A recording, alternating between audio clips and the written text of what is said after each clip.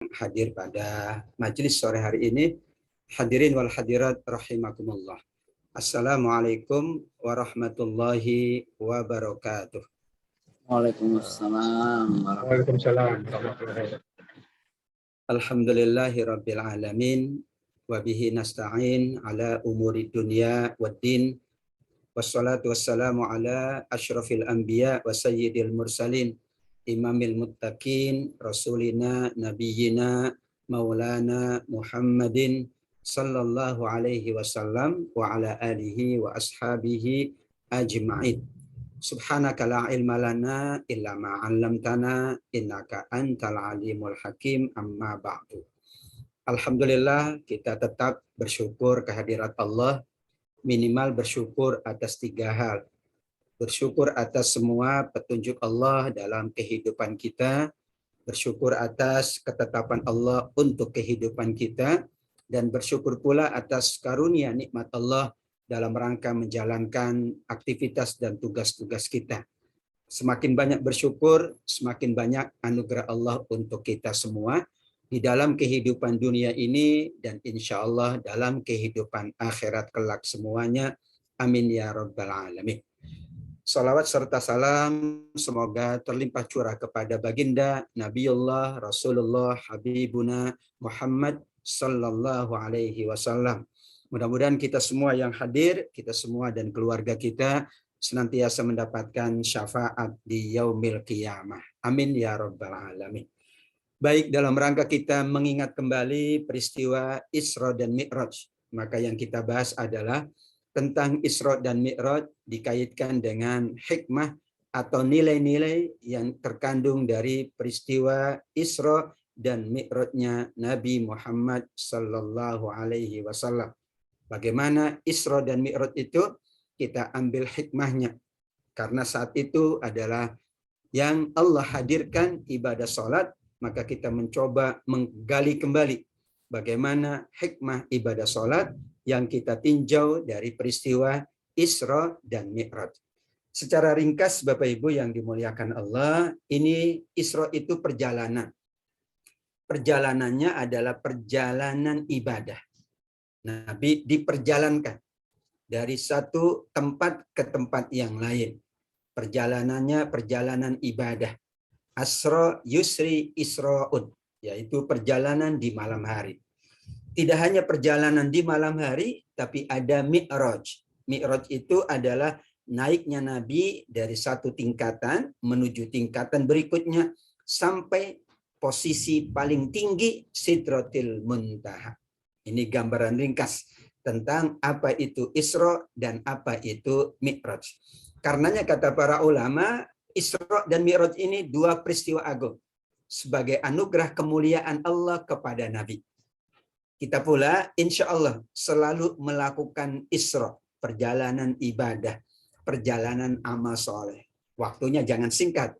Karena Nabi memang Allah perintahkan waktunya singkat. Kalau kita setiap waktu insya Allah kita sedang melakukan perjalanan ibadah, perjalanan amal soleh.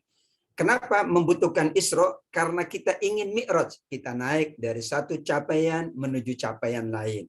Dari satu tingkatan menuju tingkatan berikutnya. Begitulah makna secara ringkas Isra dan Mi'rajnya baginda Nabi Sallallahu Alaihi Wasallam.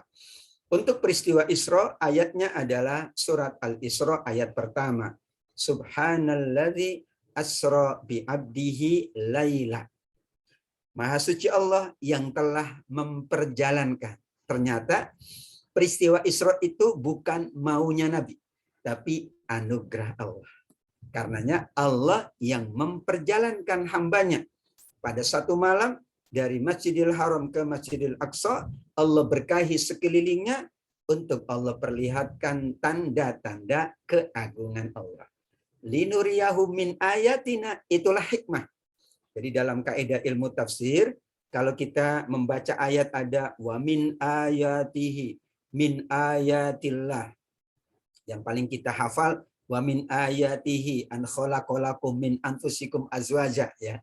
Saat akad nikah Ar-Rum 21 itu menunjukkan di antara tanda-tanda keagungan Allah.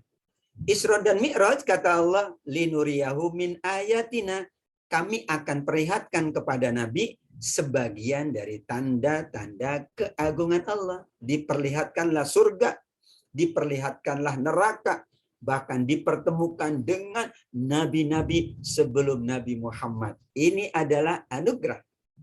Karenanya linuriyahu min ayatina. Kadang secara logika sulit. Namanya juga wa min ayatihi. Dulu waktu muda begitu. Kok bisa ya? Saya dalam hati ya. Kok bisa ayah saya nikah sama ibu saya? Saya juga bingung. Ini apa yang menyebabkan mereka bertemu? Tapi ketika linuriyahu min ayatina, tanda kebesaran Allah. Pada lokasinya jauh, ini bahasanya beda gitu ya. Kok bisa sampai alhamdulillah kita hadir, kita lahir dari orang tua kita. Demikian juga kita sedang diperlihatkan tanda-tanda kebesaran Allah. Peristiwa Isra adalah dari Allah. Mi'raj apalagi? Karena Mi'raj itu kan naik dari satu langit pertama, kedua sampai ketujuh, bahkan menembus Sidratil Muntaha. Kemudian tentang Mi'raj, ayatnya adalah di surat An-Najm. Ya, karena memang berbeda antara Isra dan Mi'raj. Cuman umum biasa mengatakan Isra Mi'raj gitu ya. Seolah-olah ini satu peristiwa, sebenarnya dua peristiwa, tapi waktunya bersamaan. Isra dulu baru Mi'raj. Isra ini perjalanan darat, Mi'raj itu perjalanan udara ya, nggak ada perjalanan laut ya. Kalau orang transportasi ini ada perjalanan darat, naik buruk ya, perjalanan darat, ada perjalanan ya udaranya, perjalanan naiknya namanya Mi'raj. Maka setiap alat untuk kita naik, untuk kita menaiki satu tingkatan atau tangga, nama bahasa Arabnya Mi'raj. Dan alhamdulillah kita selalu bermi'raj. Kata Imam Ghazali, mi'rajnya orang beriman itu sholat. Karena kita ingin dinaikkan derajat kita. Dengan sholat naik derajat kita. Dengan amal soleh naik derajat kita. Tapi kita selalu melakukan perjalanan ibadah di sisi Allah. Karenanya Mi'raj itu dinaikannya Nabi dari tingkat langit pertama hingga langit ketujuh, dipertemukan dengan beberapa Nabi. Ada yang mengatakan semua Nabi, ada yang mengatakan tidak. Ya, karena Nabi mengimami sholat untuk seluruh para Nabi. Imam sholat untuk Nabi-Nabi yang sudah wafat. Kalau menggunakan logika, tidak masuk logika. Tapi nanti kita bahas 16 sahabat yang meriwayatkan peristiwa Isra dan Mi'raj. 16 sahabat. Jadi kepercayaannya tingkat tinggi. Maka kita yakini saja. Kalau belum dipahami secara logika, kita pahami secara keimanan dalam hati kita. Nabi ketemu Nabi Musa, pada Nabi Musa sudah wafat. Nabi ketemu Nabi Ibrahim, pada Nabi Ibrahim sudah wafat. Bahkan Nabi ketemu dengan Nabi Adam, pada tentu Nabi Adam sudah sekian juta tahun mungkin diwafatkan oleh Allah. Inilah peristiwa dua yang agung, Isra-nya Nabi diperjalankan, Mi'raj-nya Nabi dinaikkan, karena perjalanan itu panjang sesungguhnya, tapi waktunya singkat, kemudian naik ke atas, dapat perintah yang bernama ibadah sholat. Subhanallah. Apa hikmahnya? Terjadilah tawar-menawar dalam tanda kutip. Karena di langit ketujuh itu ketemunya dengan Nabi Musa. Ya. Maka kemudian kata Nabi Musa, Muhammad, apa yang Allah perintahkan? Sholat 50 waktu. Kata Nabi Musa, minta keringanan. Umatku tidak mampu, apalagi umatmu, gitu ya. Karena umat Nabi Musa fisiknya lebih kuat, gitu ya. Usianya lebih panjang. Ini umatmu ini fisiknya lemah, kemudian usianya lebih pendek. Minta keringanan sama Allah. Minta sampai 10 kali bolak-balik. Akhirnya kata Nabi Muhammad, aku malu minta keringanan lagi.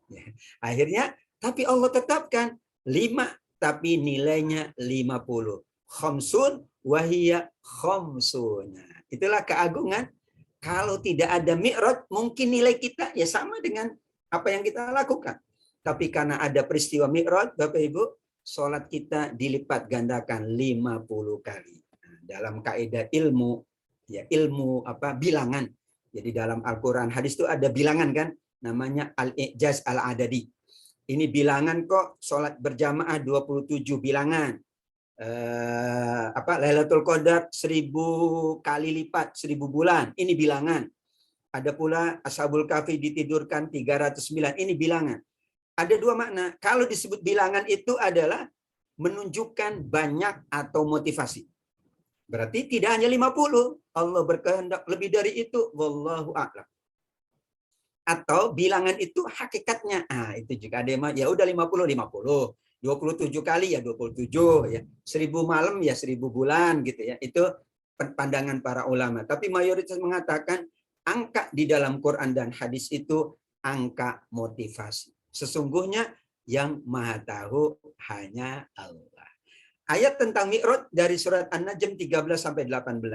Walaqad ra'ahu nazlatan ukhra inda sidratil muntaha. Maka disebut sidratil muntaha di Mi'raj. Di Isra enggak ada sidratil muntaha. Maka di situ Nabi melihat Jibril dalam wujud yang asli 600 sayapnya. Masya Allah. Kemudian Nabi ya bertemu dengan Allah. Ada yang mengatakan di balik tabir hanya ya mendengar kalamullah. Nabi mendengar Allah menyampaikan perintah sholat 5 waktu. Kemudian disitulah ayat terakhir ayat 18. Laqad ra'a min ayati rabbihil kubra. Sama ya. Linuriyahu min ayatina Isra. Mi'rajnya laqad ra'a. Nabi sudah melihat tanda-tanda keagungan Allah. Setelah turun dari Mi'raj, sudah tidak ada lagi tanda-tandanya itu. Tidak bisa lagi melihat surga, tidak bisa melihat neraka, tidak bisa lagi bertemu dengan para nabi. Makanya khususon.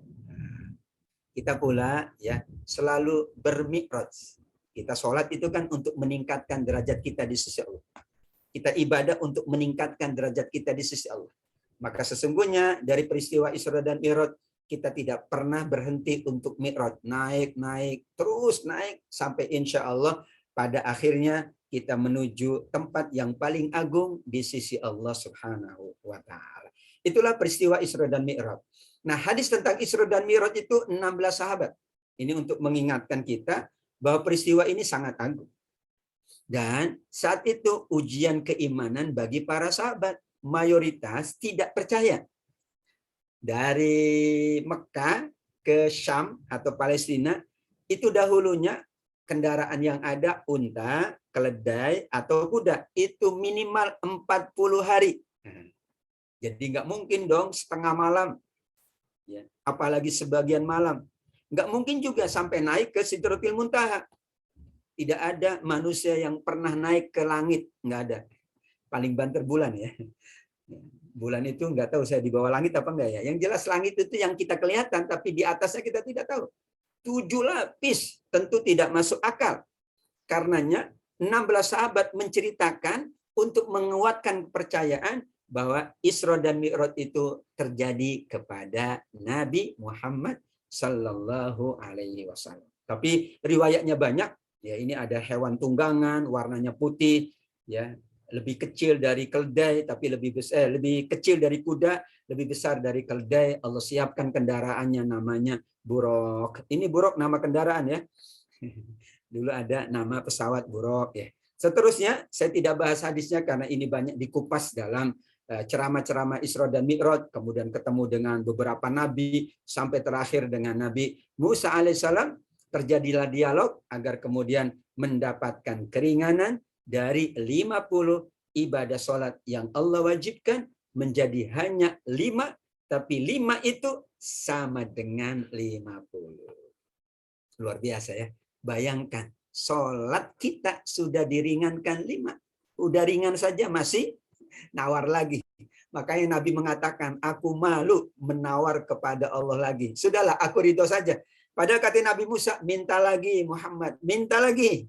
Kata Nabi Muhammad, aku malu ya sudah melakukan itu sampai 10 kali bolak-balik dan aku sudah ya siap untuk menjalankan 5 waktu sehari dan semalam. Nah, sebelum kita mengambil hikmah, tentu ayatnya kan istimewa. Pertama, tentang Isra Allah awali dengan subhana, tasbih. Kata para ulama tafsir, semua peristiwa yang agung itu diawali dengan tasbih. Dan kalau ada peristiwa yang tidak dapat dijangkau oleh akal pikiran kita, mudah bagi kita untuk mengatakan subhanallah. Jadi subhanallah itu maha suci Allah, maha agung Allah. Jadi tidak dapat ditangkap oleh akal pikiran kita. Kalau tidak bisa dijangkau oleh akal, maka itu ujian keimanan. Bapak Ibu percaya dalam majelis ini ada malaikat, itulah keimanan.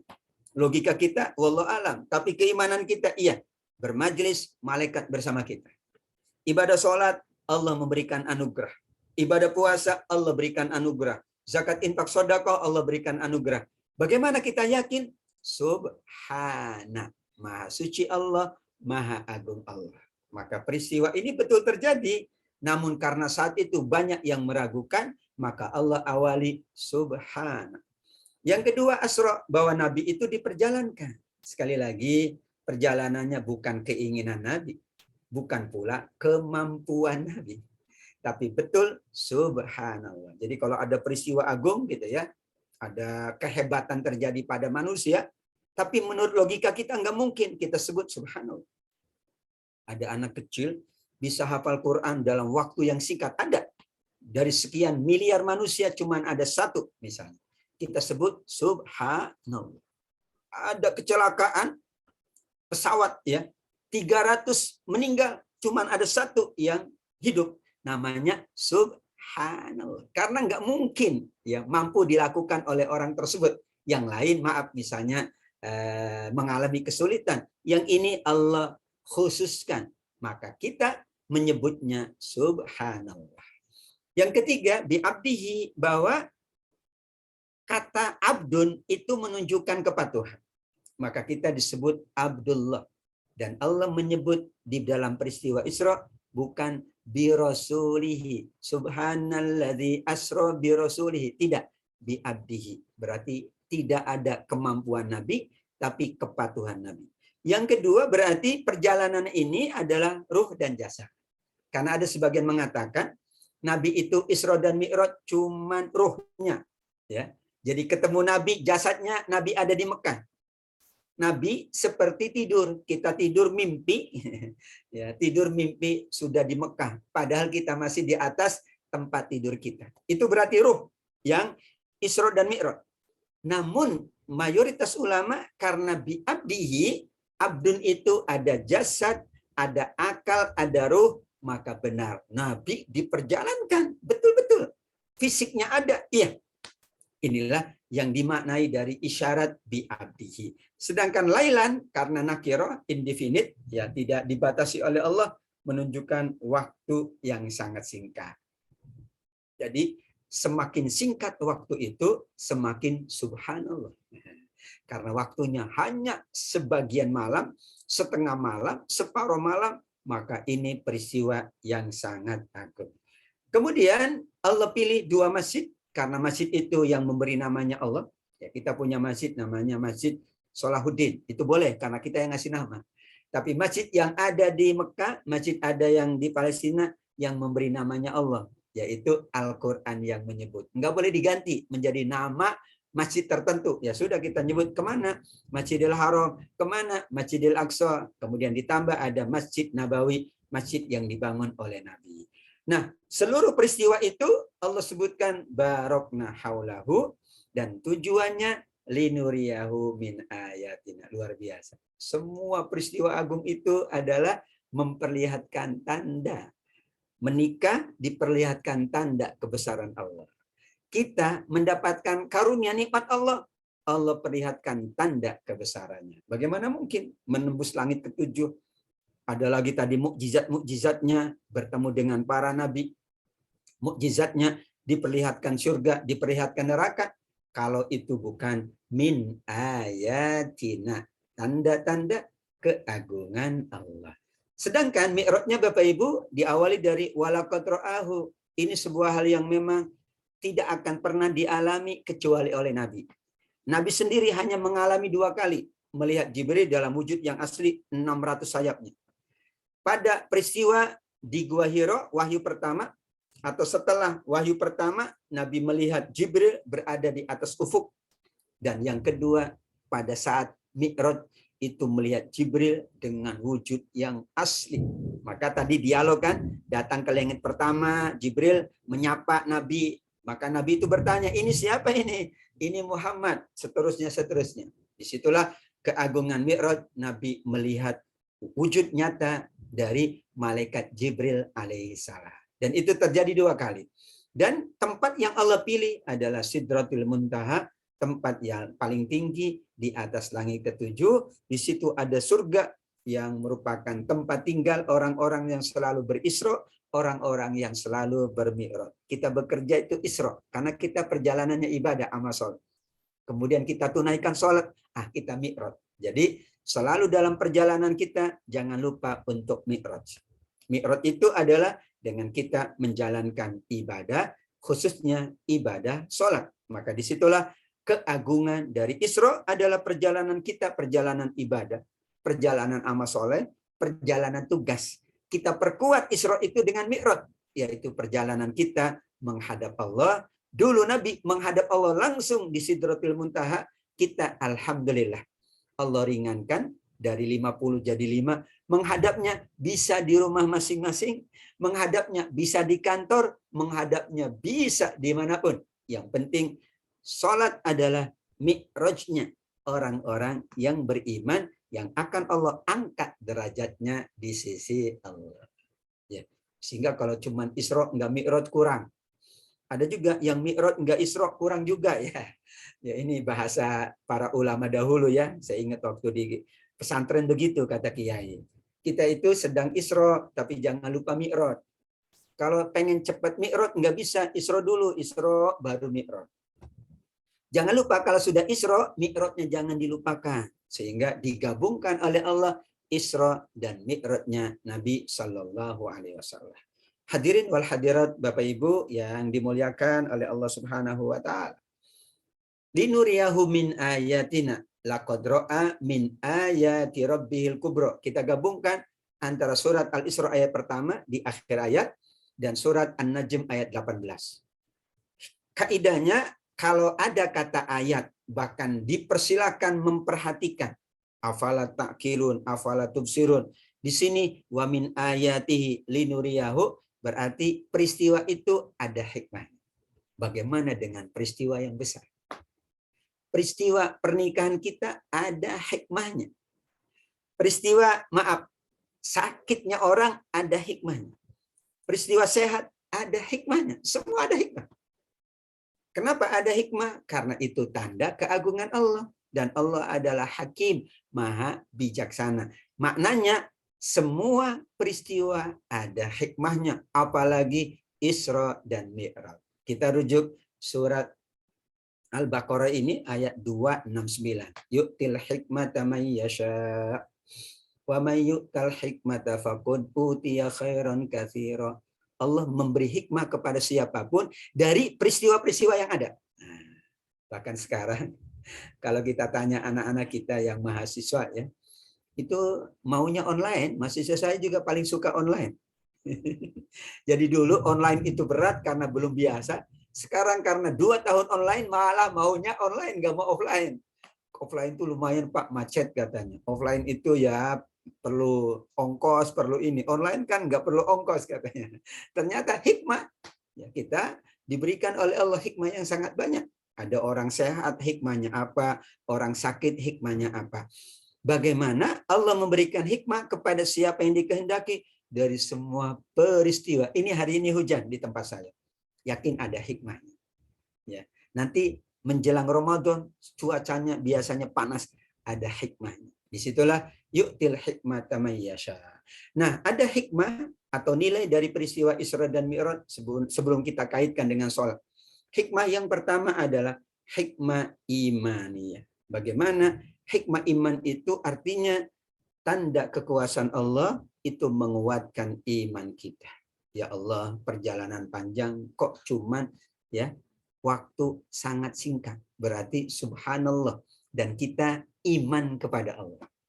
Ya, secara logika tidak mungkin, tapi Allah yang maha segala-galanya, maha kuasa. Kalau Allah menghendaki Bapak Ibu, sekiranya ini ada seorang ulama sirah mengatakan, sekiranya waktunya cuman dari mulai maghrib sampai isya, Allah maha kuasa.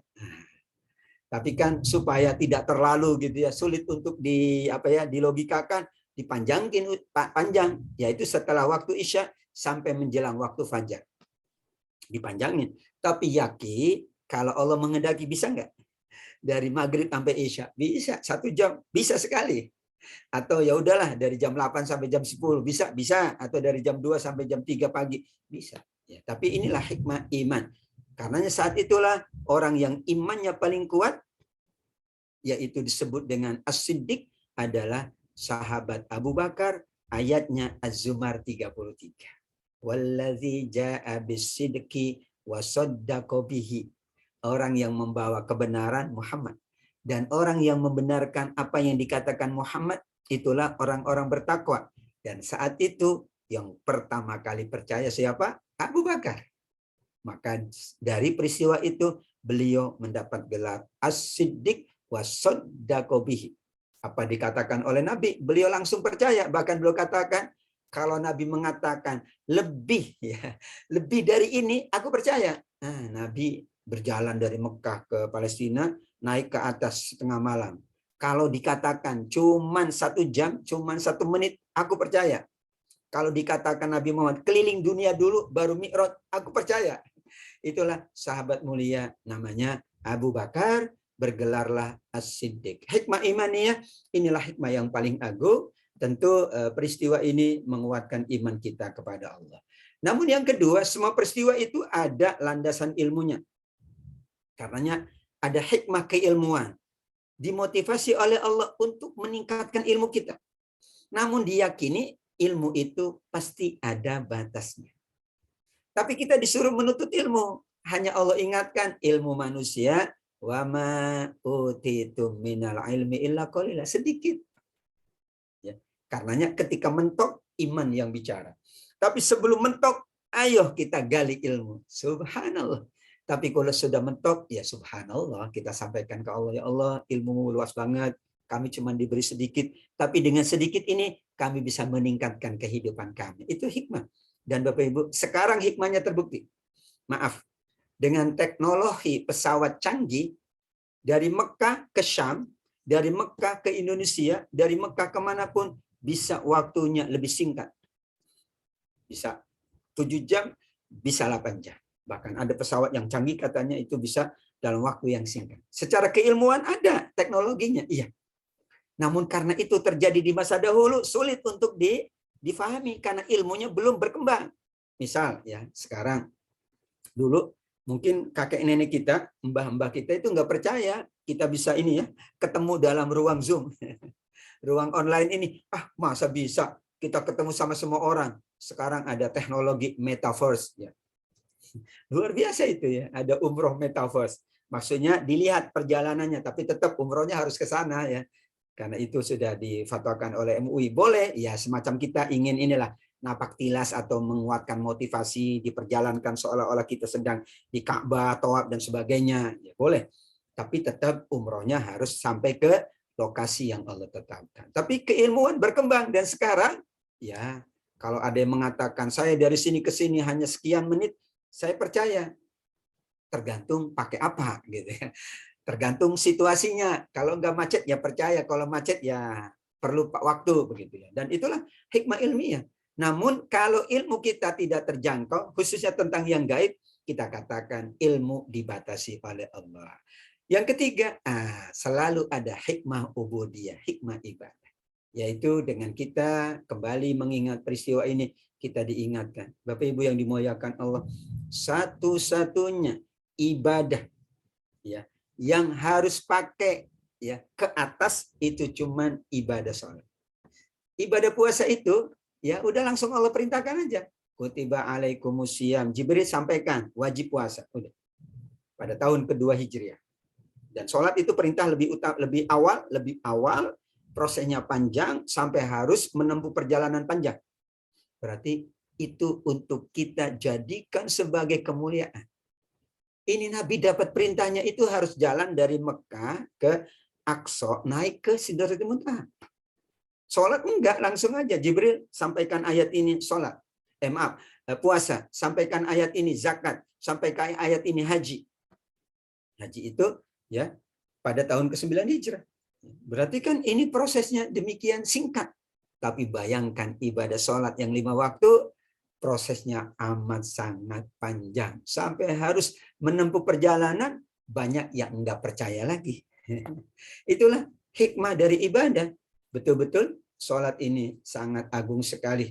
Karenanya setelah hikmah iman tentunya, maka ini ujian para sahabat, karena banyak yang tidak percaya secara logika, tapi hikmah paling tinggi adalah hikmah ibadah sholat. Ibadah sholat itu prosesnya perjalanan Isra Mi'raj. Dan Allah yang langsung perintahkan. Dari balik tabir tentunya, karena memang siapapun tidak boleh atau tidak akan mampu bertemu Allah. Nabi Musa nggak mampu, Nabi Muhammad nggak mampu. Nanti di dalam surga baru kita insya Allah. Wujuhu yawma idzin nadhirah. Nah, kita berseri-seri melihat wajah Allah. Dan harus di tempat paling tinggi, ya, Sidratil Muntaha. Ini ibadah sholat paling pertama diwajibkan. Sebelum ada puasa tahun ke-2 Hijriah, bulan Sya'ban, Nabi juga cuman sempat 9 kali, ya. Kemudian zakat juga pada tahun kedua, mayoritas tahun kedua Hijriah. Tapi ini 1 tahun sebelum hijrah Nabi, Isra Mi'raj itu. 1 tahun sebelum hijrah Nabi. Berarti kan, ya, sudah lebih awal. Hanya tahapannya tentu bertahap, ya, tidak langsung 5 waktu. Dulu sholat itu 2 rakaat sehari semalam. Latihannya gitu, ya. Kayak puasa Ramadan kan dulunya nggak sebulan. Puasa Ramadan itu dulu adalah puasa Asyura, 10 Muharram. Jadi sehari setahun. Sudah kuat, tahun berikutnya baru, ya sudah, kalian puasanya 3 hari, yaitu 13, 14, 15, kemudian barulah ditetapkan puasa 1 bulan. Itu pun prosesnya panjang, ya. Namun di sini menunjukkan ibadah sholat yang pertama, prosesnya panjang, Allah perintahkan langsung, tempatnya di Sidratil Muntaha. Karenanya layak peristiwa Isra dan Mi'raj kita kaitkan dengan hikmah yang bernama hikmah ibadah, yaitu ibadah sholat kita. Dari hikmah itu maka dibahas oleh para ulama. Hikmah paling tinggi itu Bapak Ibu kalau kita mampu memfungsikan. Hikmah saya sehat, saya fungsikan sehat itu untuk ibadah, untuk amal sholat. Hikmah bekerja itu kalau kita fungsikan bekerja dengan sungguh-sungguh. Hikmahnya diterima, maaf, di kampus ternama. Nah, ia fungsikan sebagai mahasiswa yang betul-betul gitu kan. Hikmahnya diterima di bekerja di tempat ini. Nah, maka dia fungsikan. Hikmah dari sholat adalah bagaimana memfungsikannya. Jadi betul sholatnya dijalankan tapi kurang berfungsi. Maka disinilah para ulama mengingatkan bahwa di antara hikmah sholat yang sangat agung tadi, bagaimana memfungsikan sholat sungguh-sungguh. Yang pertama, apa kata Nabi fungsi dari sholat itu? Luar biasa. Nabi amat sangat bijaksana. Sholat itu penyejuk hati, penghibur jiwa. Maka mendirikan sholat mendatangkan ketenangan, kenyamanan. Ini kata Nabi.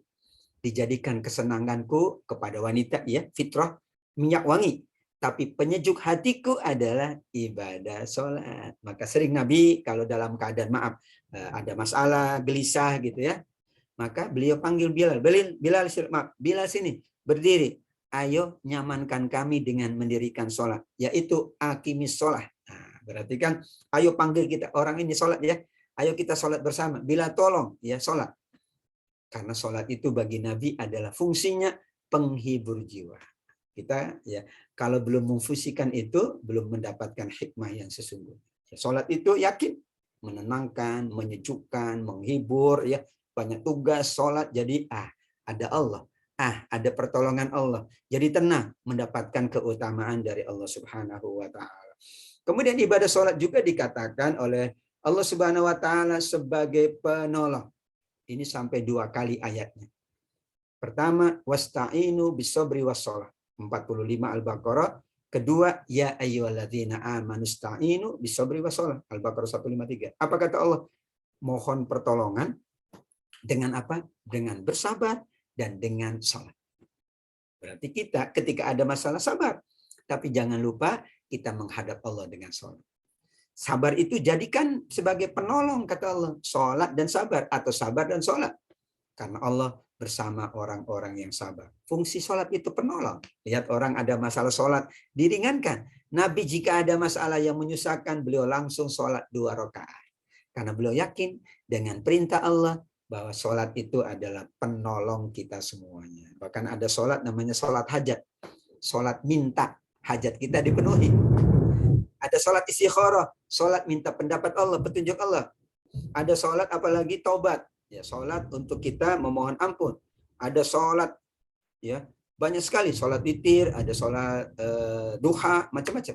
Di situ sholat itu insya Allah kalau kita yakini akan banyak menolong keadaan kita.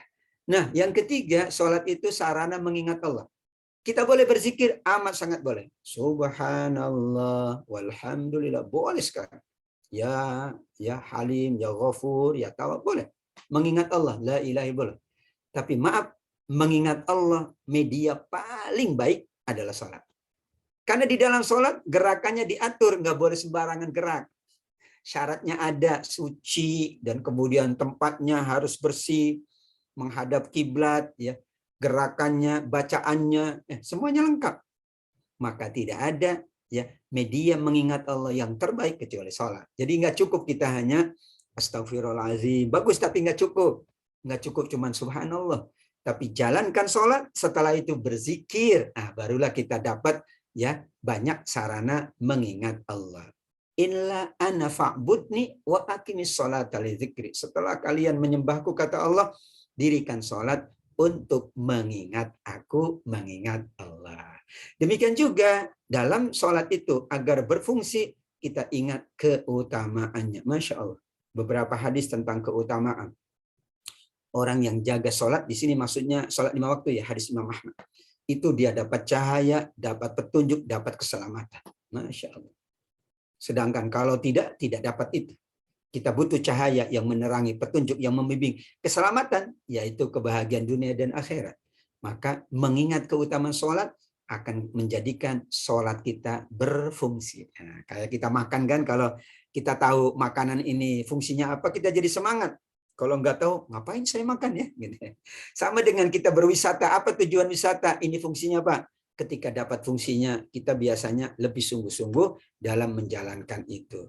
Kemudian dari Abu Hurairah pula, ya keutamaannya adalah sebagaimana di depan rumahmu, kata Nabi, ada sungai. Engkau mandi 5 kali sehari. Maka apakah ada tersisa kotoran? Tidak tersisa, kata sahabat. Itulah kata Nabi, permisalan sholat 5 waktu. Dengan sholat 5 waktu, Allah hapus dosa-dosa dalam kurung dosa-dosa kecil. Jadi bayangkan, kita kan dari subuh ke zuhur ada dosa, ya kita sholat dihapus. Dari zuhur ke asar ada salah, kita sholat dihapus. Dari asar ke maghrib, asal jangan ngitung-ngitung ya. Kayaknya saya nggak ada dosanya nih, jadi nggak sholat. Enggak ya. Ini contoh dari Nabi, ilustrasinya depan rumah ada sungai. Padahal maaf, di sana nggak ada sungai depan rumah. Maksudnya di Mekah atau di Madinah sulit nyari sungai. Kalau di kita alhamdulillah depan rumah komplek ada sungai gitu ya. Iya, ini menunjukkan betapa agung bahwa sholat itu amat sangat besar keutamaannya. Sayang kalau tidak dimanfaatkan atau difungsikan. Padahal setiap kita pasti berdosa. Bukan dihitungnya sholat dosanya dari asar ke maghrib, maghrib ke isya. Bahkan jangankan satu waktu, setengah waktu saja kadang kita melakukan dosa dan kesalahan. Kalau tidak dimi'rajkan dengan sholat, ya udah kita di situ aja. Makanya Allah perintahkan sholat 5 waktu, dan perintahnya ketika mi'raj untuk menunjukkan keagungan dari ibadah sholat. Itulah gambaran secara ringkas Bapak Ibu yang dimuliakan Allah, bagaimana kita memaknai Isra dan Mi'raj, tapi dari perspektif ibadah sholat, dan tentu dari hikmah-hikmah yang lain amat sangat banyak. Selalu ada hikmah dari semua peristiwa, apalagi peristiwa Isra dan Mi'raj. Dan ini cuma sekali dalam kehidupan. Tidak akan terjadi untuk yang kedua kalinya. Ya, cuma sekali kepada Nabi. Dan betapa Nabi bahagia setelah peristiwa Isra dan Mi'raj. Dikatakan oleh para ulama sejarah, Isra Mi'raj itu memang ketika Nabi dalam kondisi duka cita. Yaitu diwafatkannya 2 ya cintanya Nabi, Khadijah dan juga Abu Thalib. Kemudian juga Nabi dalam keadaan sulit, maka dihibur dengan perjalanan ibadah, wisata religi. Ya seperti kita wisata religi ya ke tempat-tempat yang mulia gitu. Sekarang ada wisata religi ke tempat-tempat wali-wali 9, wali Songo, ke tempat-tempat mulia, ke tempat masjid, ke tempat-tempat mulia, itu dalam rangka kita melakukan Isra. Tapi pada kesimpulannya Bapak Ibu yang dimuliakan oleh Allah Subhanahu wa taala, sangat banyak hikmah dari ibadah peristiwa Isra dan Mi'raj. Apakah hikmah keimanan akan meningkat karena kita semakin yakin, ilmu kita semakin meningkat bahwa kita ingin terus menggali ilmu, maka ilmu itu wajib dicari. Ya, hikmahnya demikian. Dan kalau kemudian ada hal-hal yang tidak dapat kita jangkau, itulah keterbatasan ilmu kita. Maka kita layak menjalankan keimanan dan ibadah. Dan ibadah itu banyak yang tidak masuk logika. Karenanya ibadah itu karena kita sebagai abdun, karena kita sebagai hamba, maka kita bermunajat, mohon kepada Allah. Dan bagaimana dari peristiwa ini? Ada sahabat yang bergelar As-Siddiq karena ia tidak menggunakan logikanya lebih dahulu, ia gunakan imannya, ia gunakan hatinya, barulah setelah itu ilmu digali dan banyak sekali ya hikmah-hikmah yang digali oleh para ilmuwan, oleh para cendekiawan dari peristiwa Isra dan Mi'raj. Ada yang memahamkannya ini buruk ini kan kendaraan khusus. Ternyata buruk itu artinya adalah kilat. Memang kendaraan secepat kilat. Maka sekarang ada teknologi yang cepat sekali. Ya bisa menjangkau dari satu tempat ke tempat yang lain dalam waktu yang singkat karena kecanggihan ilmu dan teknologi. Terus-menerus kita gali, insya Allah masih banyak sekali hikmah-hikmah yang bisa kita dapatkan dari peristiwa ini. Dan mudah-mudahan ya kita dikuatkan oleh Allah Isra kita, perjalanan ibadah kita, perjalanan tugas kita, perjalanan keluarga kita, perjalanan apapun. Karena yang memperjalankan, maaf Allah, meskipun kita yang menjalankan, sebetulnya yang memperjalankan itu Allah. Allah perjalankan kamu jadi ini. Allah perjalankan kamu sehat. Allah perjalankan kamu anaknya sekian. Diperjalankan. Dan supaya perjalanan itu meningkat, ditutuplah perjalanan kita dengan ibadah. Ibadah paling agung yaitu sholat. Mi'rajul mu'mini as-sholah. Ingin ditingkatkan derajatnya oleh Allah, maka sholatlah. Demikian juga hikmah yang sangat banyak memfungsikan ibadah sholat dalam keseharian kita. Kita sangat yakin sholat itu tidak bisa digantikan dengan yang lain. Sehingga insya Allah, Allah juga sudah meringankan cuman 5 waktu sehari semalam, kecuali kita menambah dengan yang sunnah dan tambahan-tambahan kan ya, aqimis sholat wa minal laili fatahajjad bihi nafilatal lak asa ayyab'atsaka rabbuka maqama mahmuda. Ayo tambah sholatnya, sholat malamnya sebagai tambahan nafilah amal sunnah, tapi akan Allah angkat maqama mahmuda, kedudukan yang terpuji di sisi Allah. Itulah di antara hikmah atau nilai dari peristiwa ini yang kita kaitkan dengan ibadah sholat. Dan mudah-mudahan kita diperkuat oleh Allah untuk selalu melakukan perjalanan Isra ya. Ke kantor kita niatkan Isra. Perjalanan keluarga Isra. Perjalanan dagang itu Isra. Yaitu yang memperjalankannya Allah. Dan jangan kemudian dilupakan Isra itu ujungnya adalah Mi'raj, yaitu kita berusaha meningkat dari satu keadaan, dari satu capaian ibadah menuju capaian ibadah yang lain. Wabil khusus Allah hadirkan itu di bulan Rajab yang mulia, salah satu dari 4 bulan haram. Setelah Rajab adalah Sya'ban. Sebagaimana kita sedang berada di bulan Sya'ban, berarti setelah itu adalah ibadah yang sangat agung atau bulan yang sangat agung, namanya bulan Ramadan. Allahumma barik lana fi Sya'ban, ya Allah berkahi kami di bulan Sya'ban, wa ballighna Ramadan, sampaikan usia kami, sampaikan ya kepemilikan kami semuanya dalam rangka kami beribadah di bulan yang sangat mulia, bulan Ramadan, dalam keadaan sehat walafiat. Amin. Amin ya rabbal alamin. Baik, demikian Bapak Ibu yang dapat saya sampaikan. Masih ada sekitar 10 menit untuk kita diskusi atau tanya jawab sebelum kita menyelesaikan majelis ini. Wallahu alam, terima kasih kepada seluruhnya para pejabat kita, para pemimpin kita di KPP PMA 2, rohisnya dan semua jamaahnya. Mudah-mudahan kita selalu mendapatkan banyak sekali hikmah dari peristiwa apapun, termasuk dari Isra dan Mi'raj. Kita bisa kaitkan dengan berbagai aspek. kaitkan dengan sholat tadi, bisa kaitkan dengan perjalanan keluarga kita, perjalanan apapun ya, sehingga kita lebih aplikatif di dalam memaknai Isra dan Mi'rajnya Nabi Sallallahu Alaihi Wasallam. Wallahu alam, terima kasih dan mohon maaf. Saya kembalikan ke Pak Jaka jika ada yang mau disampaikan. Wabillahi taufiq wal hidayah. Wassalamualaikum warahmatullahi wabarakatuh. Waalaikumsalam warahmatullahi wabarakatuh. Langsung saja, Tad. Ini ada jamaah Sudah yang ada. bertanya, Baik. bahwasanya ada orang yang sholatnya rajin 5 waktu, tapi akhlaknya tidak bagus, perilakunya tidak bagus, bahkan tidak sesuai syariat, mudah bermaksiat. Itu karena apa ya, Ustadz? Terima kasih.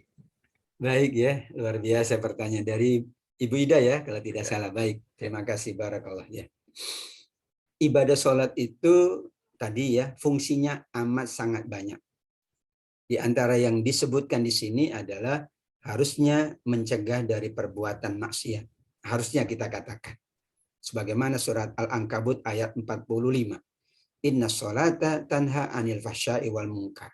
Sekarang kalau ada orang sholat tapi maksiat, jangan disalahkan sholatnya. Karena Nabi itu sholatnya bagus, maksiatnya nggak ada maksud. Sahabat itu sholatnya bagus tapi akhlaknya mulia. Sahabat itu sholatnya bagus tapi tugasnya juga mulia. Sehingga ketika ada seolah-olah ya pertentangan. Ini sholat kan harusnya baik. Kok ini sholat akhlaknya tidak baik? Yang ditanyakan adalah bukan sholatnya, tapi berarti fungsi dari sholat itu belum berjalan dengan baik.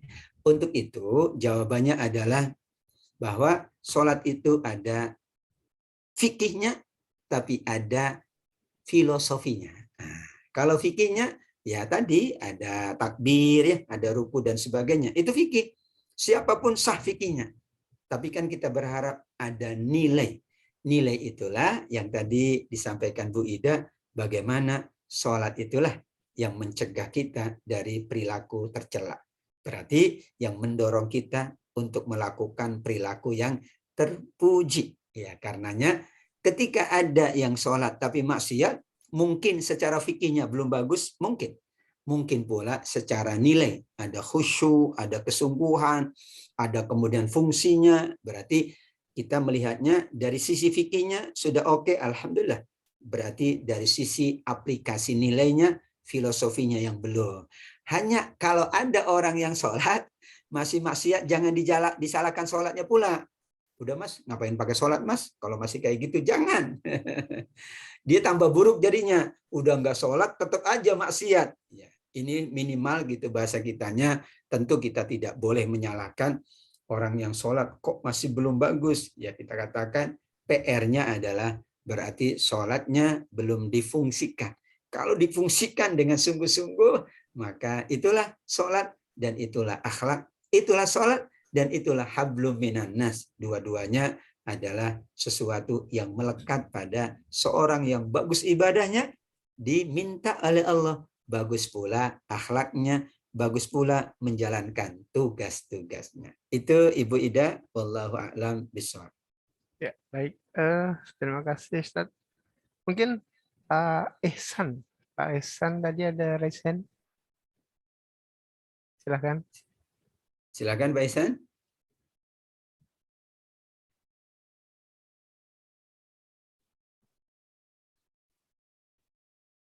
Itu salah tekan tadi Pak Ihsan. Oh, baik.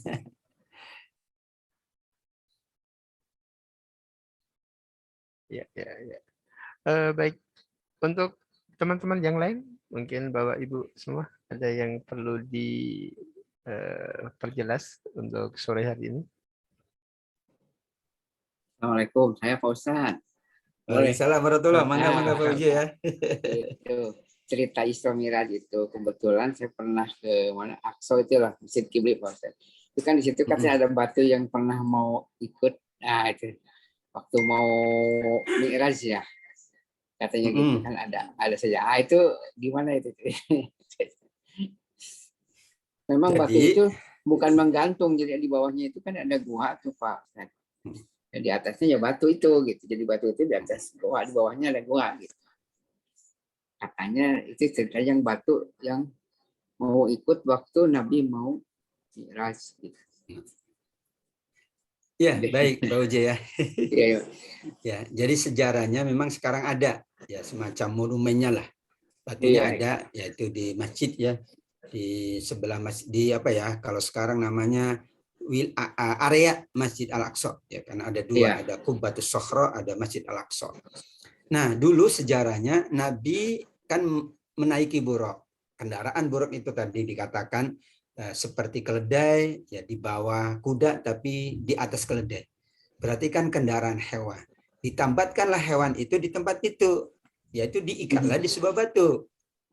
Selesai Nabi kemudian diperintah oleh Allah sholat, tiba-tiba para nabi itu semuanya ya menjadi makmumnya sholat Nabi SAW. Maka tentu batu itu juga berpikir bahwa ia ingin mendapatkan kemuliaan. Maka dia mencoba ketika Nabi mau melepaskan ikatan, dia mau mengikuti gitu ya perjalanan Nabi. Maka sedikitlah dia agak naik. Tapi memang Allah tidak membolehkan, tidak mengizinkan batu itu ikut bersama Nabi. Jangankan batu ya, malaikat Jibril saja hanya sampai ke langit ketujuh. Ada yang mengatakan di depan Sidratul Muntaha, ketika bertemu dengan Allah, Jibril diperintah oleh Allah, Jibril, engkau kembali ke tempatmu, biarkan Muhammad, aku yang akan sampaikan perintahku. Ya, itulah gambaran bahwa batu aja ingin dimuliakan oleh Nabi. Maka ada riwayat lain Pak Uje di dalam hadis Tirmidzi itu bahwa ada batu yang kemudian pernah bertasbih dan Nabi diperdengarkan tasbihnya batu. Nah, ada batu di jalan, kemudian Nabi mendengar, ini batu sedang bertasbih. Subhanallah. Bahkan ada Nabi juga pernah diperdengarkan ya ada kerikil-kerikil pasir-pasir yang sedang bertasbih memuji Allah. Itulah keagungan Nabi, diakui oleh nabi-nabi sebelumnya karena jadi imamnya kan Nabi Muhammad. Yang lain kan makmum. Kemudian juga batu itu juga ingin bersama Nabi untuk menuju tempat di atas langit ketujuh. Hanya memang Allah melarangnya dan batu tidak bisa berbuat apa-apa karena yang melarangnya Allah. Namun karena tadi ya ikatan ketika dibuka dia agak sedikit naik, maka itulah ciri ya yang ditandai. Mungkin seperti apa ya kalau di makom Ibrahim kan ada tapak kakinya Nabi Ibrahim. Ya karena lama Nabi Ibrahim berdiri penat, akhirnya ada tapak dan itu menjadi isyarat bahwa di situ Nabi Ibrahim berdiri membangun pondasi Ka'bah. Batu itu juga isyarat bahwa dulu Nabi menambatkan buruknya di situ dan batu itu ingin ikut perjalanan Nabi, tapi Allah tidak izinkan. Ya batu itu tidak bisa sampai di situ doang ya, sehingga disitulah diabadikan sebagai salah satu dari makhluk Allah yang terlibat dalam proses Isra dan Mi'raj. Berarti ada berapa makhluk? Yang jelas malaikat Jibril. Yang kedua buruk. Yang ketiga adalah tadi batu. Yang keempat dua masjid. Yang kelima adalah para nabi Allah Subhanahu wa taala. Itulah 5 yang terlibat dengan peristiwa Isra dan Mi'rajnya baginda Nabi Muhammad sallallahu alaihi wasallam. Itu Pak Uje, terima kasih. Atur nuhun. Mangga. Ya. Baik, untuk teman-teman yang lain, Bapak Ibu semua, masih ada yang perlu diperjelas untuk kajian pada sore hari ini? Baik, mungkin kalau nggak ada, untuk persiapan pulang kantor ya sudah mau jam 5. Baik. Semoga apa yang telah kita dengar tadi dari Ustadz Dr. Taufik Lutfi dapat menambah pengetahuan dan ilmu bagi kita semua dan dapat kita amalkan dalam kehidupan sehari-hari. Dan juga dalam kesempatan ini kami mengingatkan bahwasanya seperti yang sudah di-share di grup kita, bahwasanya masjid mengadakan mengumpulkan donasi untuk korban bencana. Mungkin di bulan yang baik ini mungkin Bapak Ibu dapat berpartisipasi segera untuk mengirim donasi ke rekening yang sudah kita sampaikan. Kemudian juga ada satu pengumuman juga mengharapkan tadi di pengajian kita yang 2 mingguan ini, mungkin nanti kita akan menyelenggarakan Tarhib Ramadan yang akan kita selenggarakan tanggal 22 Maret mendatang. Baik Bapak Ibu dan Bapak Ibu semua dan teman-teman sekalian, mungkin kita akhiri pengajian pada sore hari ini, dan untuk mengakhiri kami mohon Ustadz untuk memimpin doa agar mungkin juga untuk teman-teman keluarga pegawai kita yang sedang menjalani isoman, sedang mengalami tidak enak badan, segera dapat kesembuhan. Untuk yang lain tetap diberikan kesehatan. Monggo. Baik Bapak Ibu yang Allah muliakan, kita berdoa kepada Allah di sore hari, termasuk doa yang mustajab, apalagi setelah kita beramal soleh, bermajelis ilmu, mengingat keagungan Nabi, mengingat keagungan sholat, dan mudah-mudahan kita selalu mendapatkan keberkahan dan pertolongan dari Allah Subhanahu wa Ta'ala. Amin ya Rabbal Alamin. Bismillahirrahmanirrahim. Alhamdulillahirabbil alamin. Hamdan yuwafi ni'amahu wa yukafi'u mazidah. Ya Rabbana lakal hamdu kama yanbaghi li jalali wajhikal karim wa li'azimi sultanik. Allahumma salli wa sallim wa barik ala sayyidina Muhammadin wa ala alihi wa ashabi ajma'in. Allahumma ighfir lana wa liwalidina warhamhuma kama rabbayana shighara. Ya Allah, ampuni kami semua, kedua orang tua kami, keluarga kami, kerabat kami, sahabat-sahabat kami yang sudah mendahului kami, jadikan kubur mereka taman-taman surgamu ya Rabbal Alamin. Allahumma shfina antas syafi, la shifaa illa shifa'uk, shifaan la yughadiru saqama. Ya Allah, sehatkan kami, afiahkan kami. Jika ada yang sakit dari kami, sahabat kami, keluarga kami, ya Allah, berikanlah kesembuhan kepada mereka, anugerahlah kesabaran dalam menghadapi ujian-ujian-Mu ya Rabbal Alamin. Ya Allah, sembuhkan kami semua dengan kesembuhan yang tidak mendatangkan penyakit-penyakit berikutnya. Allahumma a'inna ala zikrika wa syukrika wa husni ibadatik. Ya Allah, tolonglah kami untuk selalu mampu mengingat-Mu, untuk selalu mampu mensyukuri karunia nikmat-Mu, dan untuk mampu beribadah dengan sebaik-baiknya. Rabbana hablana ya Allah min azwajina wa dzurriyyatina qurrata a'yun waj'alna lil muttaqina imama. Allahumma ij'alna syakuran 'alan ni'mah waj'alna saburan 'alal bala. Ya Allah, jadikanlah kami hamba-hamba-Mu yang bersyukur atas nikmat-Mu, bersabar atas semua ujian-ujian-Mu. Rabbana taqabbal minna du'aana innaka antas samiul alim wa tub 'alaina innaka antat tawwabur rahim. Rabbana atina fid dunya hasanah wa fil akhirati hasanah wa qina adzabannar. Wa sallallahu ala sayyidina Muhammad wa ala alihi washabihi wasallam. Subhana rabbika rabbil izzati amma yasifun. Wassalamun alal mursalin walhamdulillahi rabbil alamin. Alhamdulillah. Demikian Bapak, Ibu, dan teman-teman semua. Mohon maaf kalau dalam penyampaian mengantarkan acara pada sore hari ini ada salah ucap, dan marilah kita tutup pengajian kita pada sore hari ini dengan bacaan alhamdulillah. Alhamdulillahirabbil alamin. Wassalamualaikum warahmatullahi wabarakatuh. Waalaikumsalam warahmatullahi wabarakatuh. Baik semuanya, terima kasih. Silakan siap sedia untuk Terima ke kasih. tempat tinggalnya masing-masing. Matur suwun semuanya, mohon maaf lahir batin. Insyaallah. Baik semuanya.